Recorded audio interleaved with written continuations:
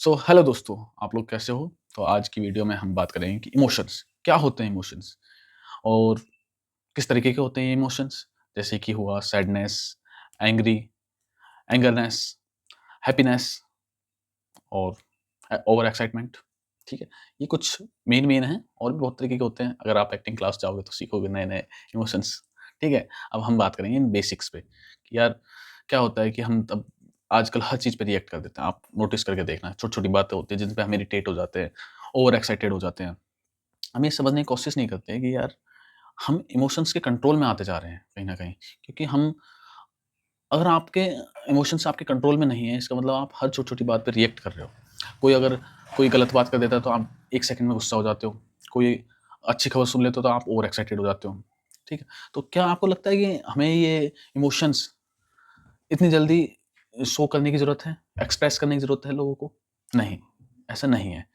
अब हम देखेंगे कि क्या होता है जब हम अपने इमोशंस लूज़ कर देते हैं? When we lose our emotions, क्या ऐसी चीज़ें आती हैं? क्या हम हम उन चीज़ों को देख नहीं पाते, लेकिन उस टाइम हम कुछ ऐसे फैसले लेते हैं जो हमारे लिए सही नहीं होते। क्या होता है कि इमोशंस इंसान होने का एक पार्ट है कि आप इंसान हो ना, तो आपको गुस्सा भी आएगा, आप खुश भी होगे, आप सैड भी होगे, आप एंग्री भी होगे, आप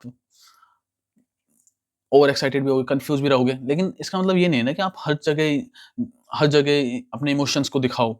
हर जगह आप एक्सप्रेस करो उन चीज़ों को। ये ऐसे है कि यार आप शादी में गए हो, ठीक है? आप कोई रील देख रहे हो और सामने शादी चल रही है और आप वहाँ पे रील देखते-देखते हँसने लग गए और आगे वो चल रहा है, फेरे चल रहे हैं। तो कैसा लगेगा? अजीब लगे ना। और यही चीज़ सोच के देखो, अगर कोई मर गया हो, तो क्या होगा? तो वही बात है भाई, थोड़ा-सा ना मतलब हमें ये सीखना पड़ेगा कि इमोशंस को हमें खुद कंट्रोल करना होगा, ना कि हमें खुद को इमोशंस के हवाले करना होगा। अगर इमोशंस हमें कंट्रोल कर लेंगे तो ये मान लो माइंड का केमिकल रिएक्शन बहुत खराब हो जाएगा। हमारे इमोशंस अगर हमारे सिंक में नहीं रहेंगे, तो चीज़ें बहुत खराब हो जाती हैं। तो उसी बारे में बात करेंगे कि क्या होता है कि तब इमोशंस हमारे हाथ से निकलने लगते हैं, तो कोई अगर कुछ बात बोल देता है, आपको गुस्सा आ जाता है और आप गुस्से में कुछ गलत बातें कर जाते हैं। कहते हैं ना कि गुस्सा में कभी भी कोई फैसला नहीं लेना चाहिए, लेकिन ज़्यादातर इंसान गुस्से में ही फैसले लेते हैं। गुस्से में कुछ ऐसी गलत बातें बोल देते हैं, अपने दोस्तों से, किसी से भी गुस्से में बातें बोल देते हैं, फिर बाद में रियलाइज़ होता है यार मैंने वो गलत कर दिया। ठीक है? तो गुस्से में कभी भी कुछ गलत डिसीज़न मत लो। कोई भी डिसीज़न मत लो, सही-गलत कोई फ़र्क ही नहीं पड़ता, आप डिसीज़न ही मत लो। दूसरा आता है, तब आप खुश होते हो या ओवर एक्साइटेड होते हो किसी चीज़ को लेके, कि जैसे कि आपका कहीं सिलेक्शन हो गया या आपने कुछ जॉब क्रैक कर ली, तो आप बहुत ज़्यादा खुश हो जाते हो।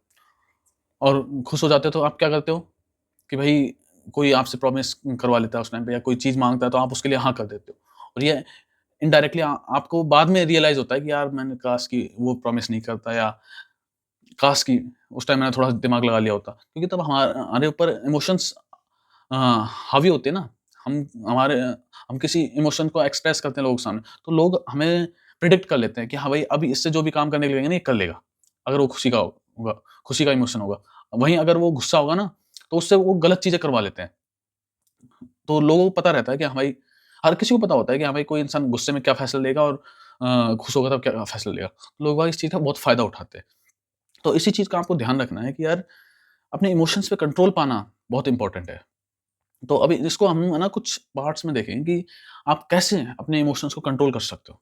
सबसे अच्छा और समझदार आदमी वो नहीं है जो हर इमोशन को एक्सप्रेस कर दे, बल्कि वो इंसान है जो अपने इमोशंस पे कंट्रोल रख के और उसके आस-पास चाहे कितना ही क्योस क्यों ना हो, उस क्योस में भी अपने इमोशंस पे कंट्रोल करके वो काम रहता हो। वो इंसान सबसे स्ट्रॉन्ग इंसान होता है। तो आप भी ध्यान दो इस बात पे कि हर सेकंड, हर किसी बात पे आपको रिएक्ट करने की कोई ज़रूरत नहीं है। बी अ काम, बी अ काम पर्सन, ठीक है? तो आते हैं कि यार हम इन चीज़ों को कैसे कंट्रोल करें? तो पहला पॉइंट आता है यार कि take a pause before you talk. मतलब इसका मतलब है कि आप तब भी कोई बात सुनते हो या कोई ऐसी बात जिससे आपको गुस्सा या आपको खुशी मिले, उससे बात पे आप रिएक्ट करने से पहले 5 सेकंड का पॉज़ लो। पॉज़ लेके आप उस चीज़ को समझो, जानो। यूँ ही मतलब ऐसे नहीं कि आप अपने आप को एक्सप्रेस करके कि हाँ भाई, किसी बात पे बहुत ज़्यादा गुस्सा हो जाओ या बहुत ज़्यादा खुश हो जाओ, नहीं। आप पॉज़ लेके उस बारे में सोचो थोड़ा-सा। माइंड क्या होता है कि तब हमारे इमोशंस पीक पे जाते हैं, वो ज़्यादा देर के लिए नहीं रहते। अगर आप थोड़ा-सा पॉज़ लोगे ना तो वो उस पीक से वापस बहुत जल्दी नीचे आते हैं। तो इसलिए आप थोड़ा-सा उनको कंट्रोल करने की कोशिश करो कि आप रिएक्ट करने से पहले 5 सेकंड का पॉज़ लो, ठीक है? अगला पॉइंट आता है, अगला पॉइंट क्या है? Change your focus. अपना फ़ोकस चेंज करो। फ़ोकस मतलब आपने कोई ऐसी बात सुनी या आप कोई ऐसी चीज़ हुई जिससे आपको गुस्सा आए, तो उसी टाइम पे आप अपना फ़ोकस चेंज करो। या तो आप वॉक करने जाओ या फिर कुछ और काम करने लग जाओ, बुक पढ़ने लग जाओ या कुछ कुकिंग करने लग जाओ या आपका जो भी हॉबी है, उस पे काम करने लग जाओ। ठीक है? जिससे कि क्या होगा कि आपका फ़ोकस चेंज होता है ना, तो आपके जो इमोशंस हैं, वो डाइवर्ट हो जाते हैं। जिससे क्या फ़ायदा होता है कि आप की जो इमोशंस की पीक होती है, वो उससे डाइवर्ट होके आपके उस काम पे लग जाता है, आपका माइंड। आपकी थिंकिंग चेंज हो जाती है, उस चीज़ को लेके आप फ़ॉरगेट कर देते हो उस चीज़ को आपके माइंड से। तो इसलिए आप थोड़ा-सा उस चीज़ पे ध्यान दो कि आप अपना फ़ोकस चेंज कर लो इंस्टेंट, ठीक है?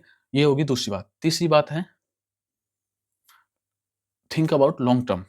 आप तब भी कुछ ही फैसला लो या कुछ भी रिएक्शन करो, उससे उस बात पे आप ये सोच के देखो कि 5 मिनट बाद क्या मेरा फैसला ये रहेगा या इस बात पे रिएक्ट करना 5 मिनट बाद सही रहेगा या नहीं? 10 मिनट बाद कैसा रहेगा? 1 घंटे बाद? 5 दिन बाद? क्या लगता है कि वो आपका जो आपने जो रिएक्शन किया है वो कोई मैटर करता है, नहीं करता? तो आपको अपने आप जवाब मिल जाएगा कि भाई कोई फ़ायदा नहीं है।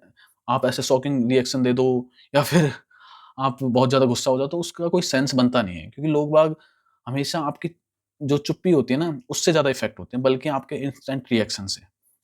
क्या होता है कि तब आप खुद पे काम करते हो और आप शांत रह के बहुत ज़्यादा चीज़ें ऑब्ज़र्व कर सकते हो बल्कि आप हर चीज़ पे रिएक्ट करके। क्योंकि तब आप रिएक्ट करते हो, आपका माइंड इतना वो नहीं होता, समझता नहीं है वो चीज़ों को। वो बस आपके थॉट्स पे काम करता रहता है कि हाँ भाई रिएक्शन में क्या-क्या करना है, ठीक है? लेकिन तब आप क्या करते हो, आप लोगों को ऑब्ज़र्व करते हो, आप चुप रहते हो। तब आपका माइंड उस लेवल पे काम करता है कि मुझे क्या नहीं करना। मुझे सेंटर ऑफ अट्रैक्शन नहीं बनना। मुझे साइड में रह के सब ऑब्ज़र्व करना है, लोग कैसे बात करते हैं, क्या समझते हैं, क्या नहीं। तो यही है, ये 2-3 पॉइंट थे जिन पे काम करो और धीरे-धीरे देखते हैं हम ऐसे पॉइंट लेके आया करेंगे और अपने इमोशंस पे काम करो भाई। मतलब आप हर किसी को रिएक्शन मत दो। कोई ज़रूरी नहीं है भाई, 90% काम आपके बिना रिएक्शन के हो जाएँगे, ये देखना और आपकी लाइफ़ और बढ़िया चलेगी। इस दुनिया का सबसे स्ट्रॉन्गेस्ट आदमी वही है जिसने अपने इमोशंस पे कंट्रोल कर लिया, ठीक है? और दूसरी बात यहाँ आती है कि इसका ये मतलब नहीं है आप अपने इमोशंस खत्म कर दो। इमोशंस होने चाहिए, लेकिन ये आपके ऊपर होना चाहिए कि आप कौन-सा इमोशन शो करना चाहते हो, कौन-सा नहीं। ये आपके कंट्रोल में होना चाहिए, ना कि इमोशंस के कंट्रोल में आप हो, ठीक है? दैट्स इट, आज के लिए इतना ही और आगे देखते हैं धीरे-धीरे ऐसी कुछ अनोखी वीडियोज़ लेके आएँगे हम और बातें करेंगे।